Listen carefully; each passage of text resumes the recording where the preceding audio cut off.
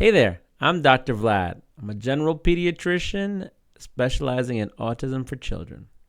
And I'd like to start out today with a story about Brian, a 10-year-old boy with autism, and the behavioral challenges that he's been having that his parents have been trying to help him with.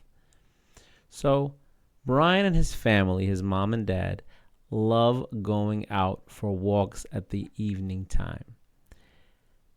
This is their only time that his parents have to be with him as they are at work throughout a long day. His family noticed that he would often try to run away or run into neighbors' front lawns and trample their flowers during these walks. They could not figure out what to do to help him enjoy the walks that they get together and the time that they spend together. Well, upon further reflection, they noticed that they were seeing this behavior show up in him whenever they would pull out their cell phones and start checking their emails, as they were both busy professionals. The running away and trampling on flowers was Brian's way of trying to get his family's attention, even if it was a maladaptive behavior, something that we don't want him to do. It allowed his family to give him attention right away because they would stop being on their phones and focus right on him as soon as he had that behavior. Realizing that, adjustments were made. His family gave him more attention during the daytime. They did not use their cell phones at all during the walks, and his behavior has improved drastically. Now, all parents have difficult behavioral moments with their kids. For anyone who's a parent, whether it is bedtime, getting dressed time, getting ready for school time in the morning, mealtime, these can all be triggers for a fight with your child. The specific challenges can be a whole lot worse and more common if a child is on the autism spectrum. Each child has a unique way of seeing the world, especially those with autism. Sometimes their behaviors can seem confusing or challenging, but understanding the reasons behind them can help us better support their needs. When an autistic child throws a tantrum, it's not about being difficult. It's often about communication. Let's explore the 3 common reasons behind these behaviors. It's easy to remember them as the 3 A's. There's access, avoidance, and attention. First off, avoiding something that the kid doesn't want to do. Just like any other child, autistic children may resist activities they find overwhelming or uninteresting. This can be their way of saying, I need a break, this is too much for me, or I'm not in the mood right now. Think about activities like cleaning their toys, getting dressed, and doing homework. Now, if they successfully are using tantrums to avoid having to do their homework, they're just going to have more tantrums in the future to avoid doing their homework.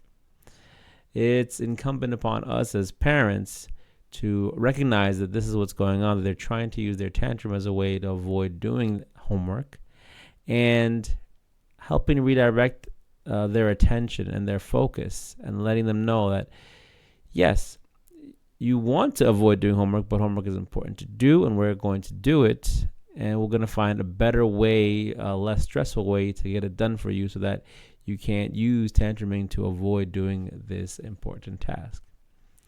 Secondly, getting attention or praise from their parents. So autistic children, especially those who are nonverbal, may try to engage in certain behaviors to get attention from their parents.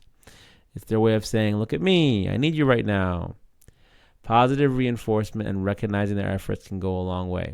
It's really important that when a child is not engaging in these negative types of behaviors, that we give them lots of praise, attention, and love during the other times of the day. We go out of our way to give them extra attention. Now, this can be difficult because being a parent, you have to keep track of so many things all at once. But with little practice, we get very good at this over time. We may notice children doing things like biting or pulling hair or hitting as a way of them getting attention for their behaviors. We want to engage them, and we want to praise them when they're engaging in good behaviors, such as sitting and listening. Tell them, wow, you are wonderful at sitting and listening. Thank you so much for being like that today. And lastly, it's about getting something that they want, or what we call access, like a toy or some candy. When verbal communication is challenging, the behavior becomes your primary language. That's a universal language. Everyone can communicate through behavior. You don't need any words for that. A tantrum may be a way of a child asking for something that they can't express in words, and the only way that they feel that they can get what they want is by tantruming. So understanding these underlying motivations, you can transform your approach to supporting autistic children. By recognizing their needs and responding with empathy, we can create a world where they feel understood and valued. Remember, children do well when they can. When they have difficulty expressing themselves, they will use behaviors as a way of communicating. And it's up to us to do our best to understand what it is they're trying to communicate and teach them how to communicate effectively and positively in the family. For parents in New York State, navigate autism with confidence. Call our office and empower your child's development with proven strategies and compassionate care. If you learned something today, please hit the like and subscribe buttons below and leave a comment to help spread the word.